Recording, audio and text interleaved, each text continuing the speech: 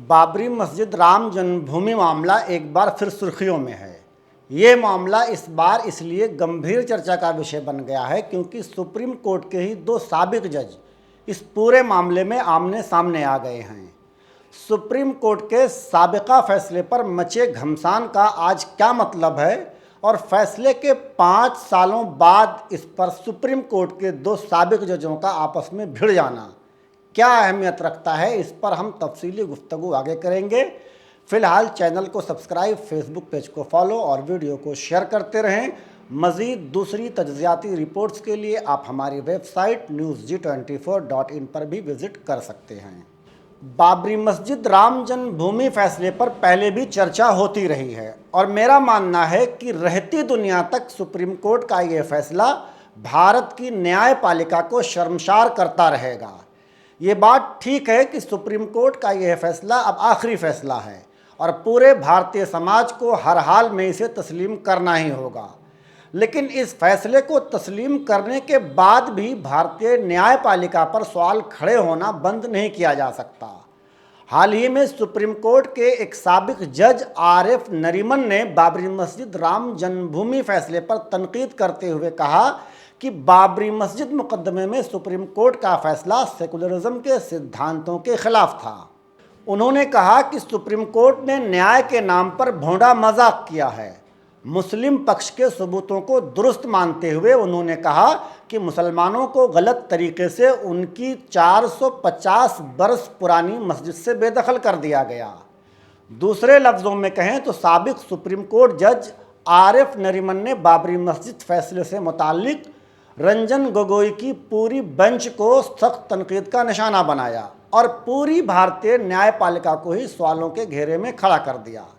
इस मामले में बाबरी मस्जिद मुकदमे की बेंच का हिस्सा रहे साबिक चीफ जस्टिस DY चंद्रचूड़ ने सफाई देते हुए साबिक चीफ जस्टिस रंजन गोगोई का दिफा करते हुए कहा कि आखिरी लफ्ज़ सुप्रीम कोर्ट का है। साबिक चीफ जस्टिस DY चंद्रचूड़ ने अयोध्या फैसले पर साबिक जज RF नरीमन को सख्त तनकीद का निशाना बनाया। हालांकि उन्होंने भी ये बात मानी कि सुप्रीम कोर्ट का फैसला भले ही आखिरी हो, लेकिन इसके बाद भी उस पर बहस का दरवाज़ा खुला है। यानी ये बात DY चंद्रचूड़ भी मानते हैं कि बाबरी मस्जिद फैसले को लेकर साबिक जज RF नरीमन की तनकीद को मुस्तरद नहीं किया जा सकता। रही बात DY चंद्रचूड़ के सफाई की, तो ये उनकी मजबूरी भी हो सकती है क्योंकि DY चंद्रचूड़ खुद उस बेंच का हिस्सा थे जिस बेंच ने आस्था की बुनियाद पर बाबरी मस्जिद राम जन्मभूमि का फैसला सुनाया था। इस पूरे घटनाक्रम में बेहतर तो ये था कि साबिक जज आरिफ नरीमन के इन रिमार्क्स पर रंजन गोगोई खुद सामने आकर सफाई देते। लेकिन चूंकि बाबरी मस्जिद फैसले के फ़ौरन बाद ही जब BJP ने उन्हें राज्यसभा भेजा तो उसी वक्त उनकी छवि नाकाबिले एतबार हो गई, जिसके चलते राज्यसभा में उन्हें काफ़ी शर्मिंदगी भी उठानी पड़ी थी। इस दरमियान रंजन गोगोई के रिटायरमेंट के बाद DY चंद्रचूड़ को चीफ जस्टिस ऑफ इंडिया का ओहदा मिला। चूँकि रंजन गोगोई फ़िलहाल साइलेंट मूड में राज्यसभा रुकनीत की मौज काट रहे हैं, फ़िलहाल पब्लिकली आकर अपने फैसले को दिफा करना, वो भी एक सुप्रीम कोर्ट के साबिक जज के सामने शायद मुश्किल रहा हो। इसलिए बाबरी मस्जिद फैसले के दिफा के लिए रंजन गोगोई की जगह DY चंद्रचूड़ को सामने आना पड़ा। DY चंद्रचूड़ बाबरी मस्जिद मुकदमे में 5 जजों की बेंच में भी शामिल थे, इसलिए साबिक जज आरिफ नरीमन से डिसएग्री होना कहीं ना कहीं उनकी मजबूरी भी हो सकती है। लेकिन यहाँ एक सवाल ये भी खड़ा होता है कि इस बेंच के बाकी 3 जजों ने अपना रद्द-ए-अमल जाहिर क्यों नहीं किया।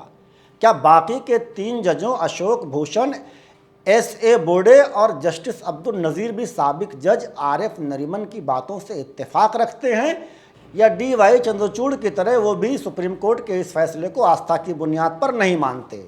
DY चंद्रचूड़ के बारे में कहा जाता है कि भारत के सेकुलर फैब्रिक को जितना नुकसान DY चंद्रचूड़ ने पहुंचाया है, इतना नुकसान आज तक किसी दूसरे जज ने नहीं पहुंचाया। वर्शिप पैलेसेस एक्ट 1991 में भी DY चंद्रचूड़ ने ही सर्वे ऑर्डर को दुरुस्त करार दिया था, जिसका खमियाजा आज पूरा देश भुगत रहा है।